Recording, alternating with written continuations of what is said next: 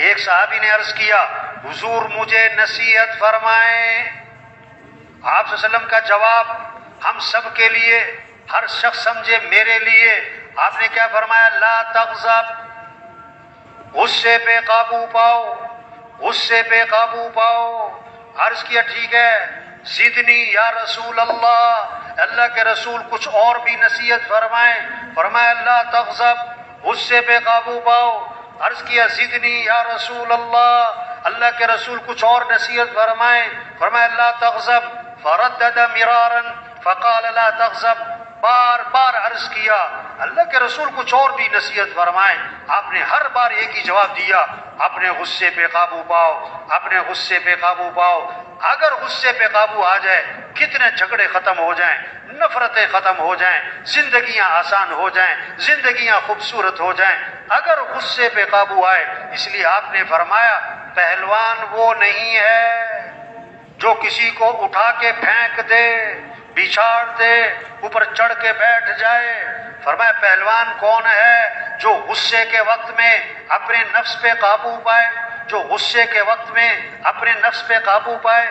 آپ نے فرمایا جس آدمی کو غصہ آیا اور وہ غصہ نکالنے پر قادر تھا لیکن غصے کو پی گیا، اللہ قیامت کے دن جنت کی حوریں اس کے سامنے کھڑی کر دیں گے اور اللہ فرمائیں گے جو پسند ہے لے لے اس میں سے۔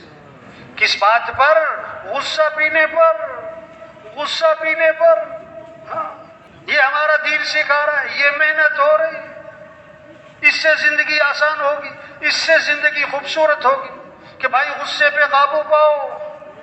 بہت سی باتیں طبیعت کے خلاف آتی ہیں، بہت سی باتیں طبیعت کے خلاف، گھر میں، بازار میں، دفتر میں، جماعت میں، بہت سی باتیں اونچ نیچ، تو صبر، برداشت۔ حضور صلی اللہ علیہ وسلم کے بارے میں کیا آتا ہے؟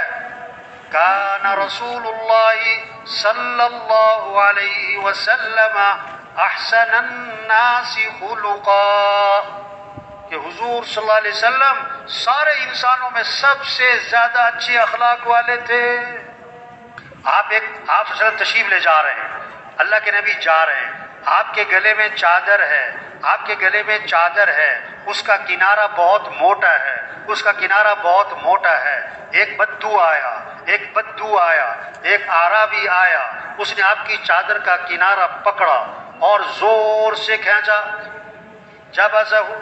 جبزتن شدیدہ، زور سے کھینچا، اتنی زور سے کھینچا کہ وہ چادر آپ کی گردن پہ رگڑتی بھی گئی تو آپ کے گردن پہ اس کے نشانات واضح ہو گئے، آپ کی گردن پہ اس کے نشان پڑ گئے، اتنی زور سے کھینچا۔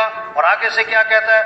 مرلی من مال اللہ الذی عندک، جو اللہ نے آپ کو مال دیا اس میں سے مجھے بھی تو کچھ دے۔ یہ مانگنے کا انداز دیکھو اس کا۔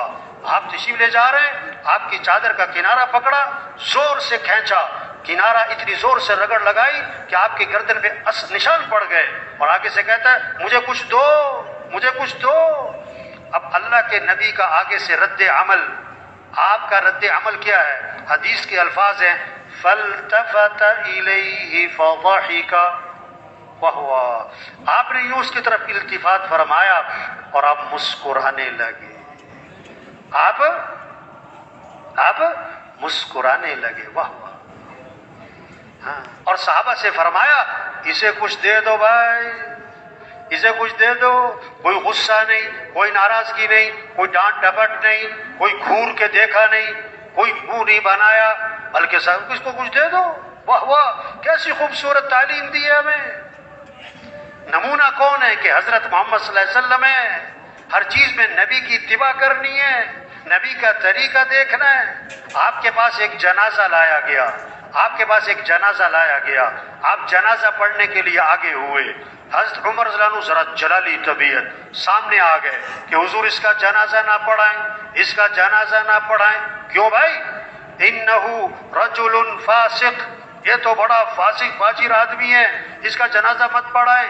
اللہ کے نبی نے صحابہ سے فرمایا تم میں سے کسی نے اس مرنے والے کو کبھی کوئی نیکی کا کام کرتے دیکھا؟ ساری زندگی نہیں، کبھی کوئی نیکی کا کام کرتے دیکھا؟ ایک صحابی کھڑے ہو گئے، حضور میں نے دیکھا۔ کیا؟ حرس لیلۃ فی سبیل اللہ، ایک رات میں نے دیکھا اس مرنے والے کو کہ اللہ کے راستے میں پہرا دے رہا تھا۔ اللہ کے نبی آگے بڑھے اور جنازہ پڑھایا اور پھر دفن کیا اور قبر پہ کھڑے ہو کے فرمایا لوگ تیرے بارے میں کہتے ہیں کہ تو جہنمی ہے اور میں اللہ کا رسول گواہی دیتا ہوں کہ تو جنتی۔ یہ اخلاق ہے، ہمارا دین یہ اخلاق سکھاتا ہے۔ اس سے زندگیاں خوبصورت بنتی ہیں، اس سے جھگڑے ختم ہوتے ہیں، اس سے محبتیں قائم ہوتی ہیں، اس سے نفرتیں ختم ہوتی ہیں، اس سے گھر میں ایک دوسرے کی عزت اور احترام آتا ہے۔ ہمارا دین ہے، زندگی گزارنے کا طریقہ ہے۔ دین کوئی فن نہیں ہے، کوئی فلسفہ نہیں ہے، کوئی تقریریں نہیں ہیں، صرف کتابیں نہیں ہیں۔ دین تو ایک زندگی ہے کہ زندگی کیسے گزارنی ہے، کہ اس دین میں ساری خیریں رکھی ہوئی ہیں، ساری برکتیں رکھی ہوئی ہیں، سارے مسئلوں کا حل رکھا ہوا ہے کہ ہم دین پر آئیں، اخلاق اچھے بنائیں۔